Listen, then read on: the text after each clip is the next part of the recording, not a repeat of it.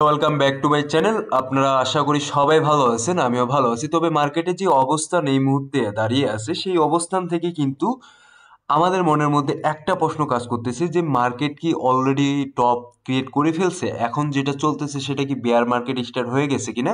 এই বিষয়টা কিন্তু এর আগেও আমি আলোচনা করছিলাম। তারপরও আজকের মার্কেটের অবস্থানটা এবং গতকালকের মার্কেটের অবস্থানটা যদি আপনাদেরকে বুঝিতে চাই, তাহলে আমরা দেখতে পারবো গতকাল মার্কেট যে সানডে ছিল, মার্কেট অবভিয়াসলি এখানে ইউএসএ মার্কেট বন্ধ থাকে।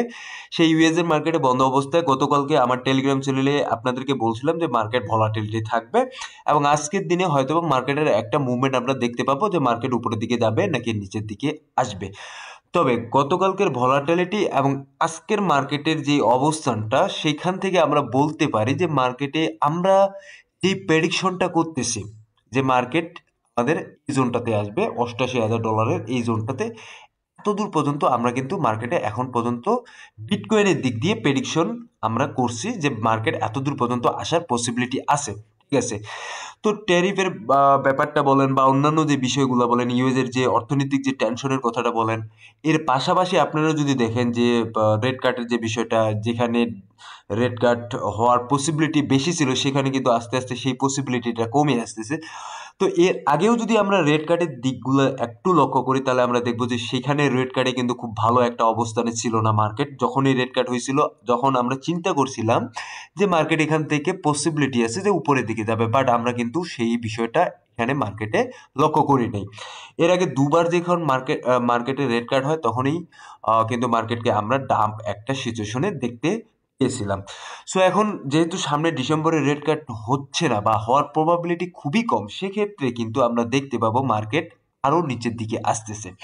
সো অবভিয়াসলি এখানে একটা টেনশনের ব্যাপার কাজ করতেছে, কারণ যদি মার্কেট এখানে আরো নিচের দিকে আসে এবং বিটকয়েন যদি এখানে ৮০,০০০ যে জোনটা আছে বা ৮৮,০০০ এই যে জোনটা আছে, এই জোনটাতে যদি চলে আসে, তাহলে আমাদের অলস কয়েনের গুলার কি অবস্থা হইতে পারে, সেই বিষয়টাও কিন্তু একটা টেনশন কাজ করতেছে।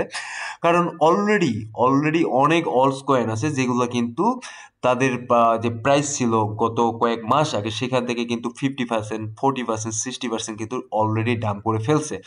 এবং আমাদের যে একটা চিন্তা ছিল যে মার্কেটে এই মুহূর্তে যে মার্কেটের অবস্থানটা, এখান থেকে আমরা যে অল সিজনের কথা চিন্তা ভাবনা করব, সেটাও কিন্তু এই মুহূর্তে চিন্তা করার মতো কোনো পরিস্থিতিই নেই এই মার্কেটে। ঠিক আছে, তবে এই যে মার্কেট এখান থেকে নিচের দিকে আসতেছে, যদি এটা অলরেডি যদি এখানে টপ ক্রিয়েট করে ফেলে মার্কেট, যে ১,২৬,০০০ বা ১,২৭,০০০ এই যে জোনটা আছে, যদি অলরেডি মার্কেট টপ ক্রিয়েট করে ফেলে, তার মানে এই না যে মার্কেট এখান থেকে কন্টিনিউয়াসলি নিচের দিকে আসবে, এমনটা না। মার্কেট অবশ্যই আপনাদেরকে সুযোগ দিবে, এখানে কিছুটা মার্কেট এখানে অবশ্যই উপরের দিকে যাবে, কারেকশন নিবে।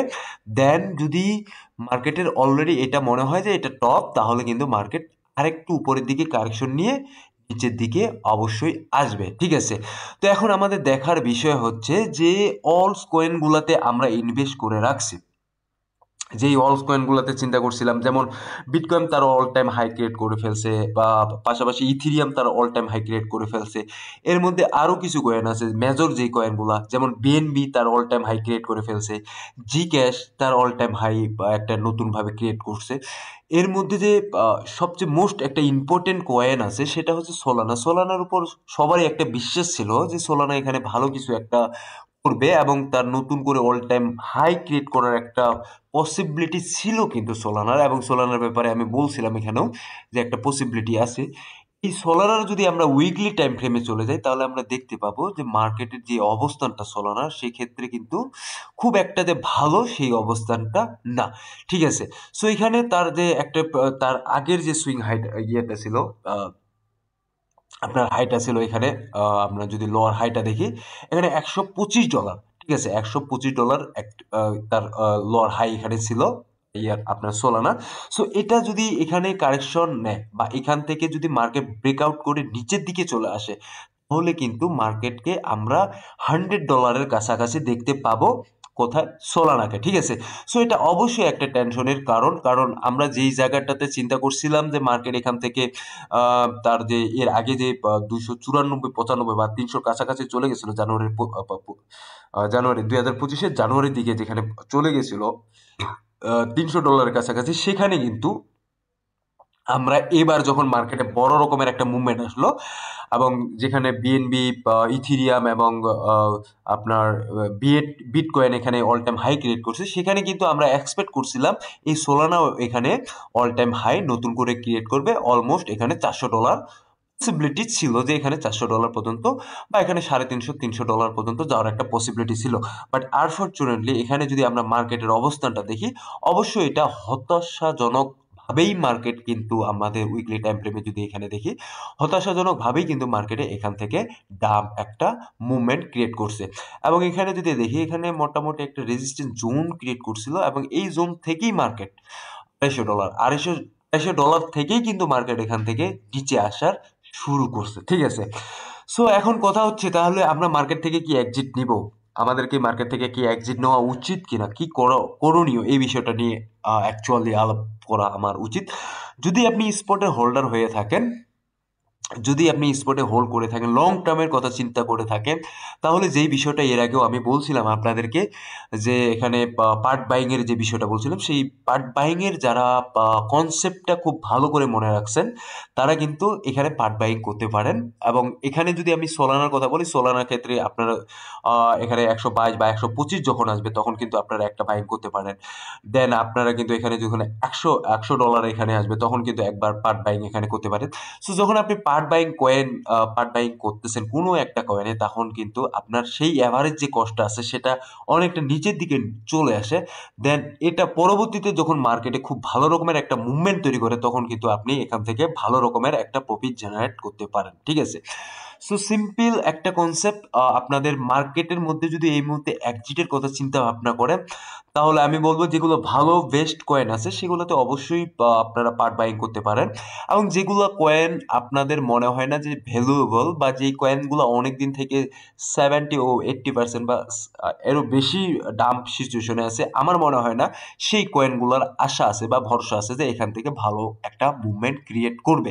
হয়তোবা মার্কেট এখান থেকে আজকে যে সিচুয়েশনে আছে এখান থেকে খুব মোটামুটি একটা সিচুয়েশনে হয়তোবা আরো 1 মাস বা 2 মাসের মধ্যে চলে যাবে।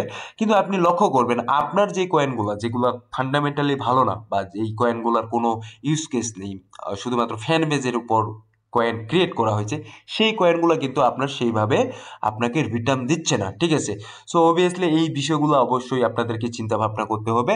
এবং পাশাপাশি আপনাদেরকে একটা বিষয় এখানে মাথায় রাখতে হবে, সেই বিষয়টা হচ্ছে, কখনো যখন ক্রিপ্টোকারেন্সিটি মার্কেটে আসবো, এবং মার্কেট যেহেতু খুবই ভলাটাইল মার্কেট, এই মার্কেটে কখনো কোনো কোনো যেই কয়েনগুলো আছে, যেই কয়েনগুলোর কোনো ইউজ কেস নেই বা যেই কয়েনগুলোর কোনো ভ্যালু নেই, সেই কয়েনগুলোতে আমরা ইনভেস্ট করব না। এবং আমাদের যে ইনভেস্টটা আছে, অবশ্যই এই ইনভেস্টটা সবসময় পার্ট বাইং করা বা এসআইপি করার মধ্যেই আমরা কিন্তু চেষ্টা করব। দেন কিন্তু আমরা দেখতে পাবো যে মার্কেটের মধ্যে খুব ভালো রকমের একটা মুভমেন্ট বা খুব ভালো রকমের একটা জায়গায় কিন্তু আমরা পৌঁছাইতে পারতেছি। এখন টোটাল থ্রির দিকে আসি। টোটাল থ্রির যদি ওয়ান ডে টাইম ফ্রেমটা এখানে দেখি, ওয়ান ডে টাইম ফ্রেমে কিন্তু স্টিল নাও এখন পর্যন্ত যেটা বোঝা যাচ্ছে, যেটা $850 $850 বিলিয়ন যে মার্কেট ক্যাপ আছে, এই জোনটা পর্যন্ত আসার পসিবিলিটি আছে। যদি না এখানে বিটকয়েনের যদি ডমিনেন্স এখানে যদি কমা শুরু করে, তাহলে কিন্তু আমরা মোটামুটি এই জোনটা পর্যন্ত আমরা এক্সপেক্ট করতেছি বা আসার একটা পসিবিলিটি আছে অলরেডি, যেহেতু গত কয়েকদিন আগেও এখানে চলে আসছে। সো এখান থেকে একটা বেস নিয়ে উপরে যাওয়ার পসিবিলিটি আছে। এবং যদি এটা ব্রেক করে, যদি কোনো কারণে এটা ব্রেক করে নিচের দিকে চলে আসে, তাহলে কিন্তু এখানে মোটামুটি $800 পর্যন্ত, 800 বিলিয়ন, $800 বিলিয়ন পর্যন্ত আসার কিন্তু একটা পসিবিলিটি আছে আপনার অল্টস কয়েনে। সো এখানে 800 বিলিয়ন যদি মার্কেট ক্যাপ চলে আসে অল্টস কয়েনের, এখানে যদি চলে আসে, তাহলে কিন্তু অনায়াসে আমরা অনেক কয়েন আছে যেই কয়েনগুলোতে খুব ডিসকাউন্ট প্রাইসে পাবো, এবং সেই সময়টাতে কিন্তু আমরা এখানে ভালো রকমের বাইং করতে পারবো, ঠিক আছে। সো এখন আমার কথা হচ্ছে যে বিটকয়েনের ডমিনেন্সটা এখানে অনেকটা বড় ফ্যাক্ট এই মুহূর্তে করতেছে, কারণ বিটকয়েনের ডমিনেন্স যদি আমাদের এখানে মোটামুটি মোটামুটি এখানে যদি বিটকয়েনের ডমিনেন্সটা এখানে কমা শুরু করে, তাহলে আমরা বুঝবো যে হ্যাঁ আমাদের অলস কয়েনগুলোতে টাকা আসতেছে। বাট এখানে যদি আমরা উইকলি টাইম ফ্রেমে দেখি, উইকলি টাইম ফ্রেমে তো এটা বেয়ারিশ একটা মুডি আছে অবশ্যই উইকলি টাইম ফ্রেমে।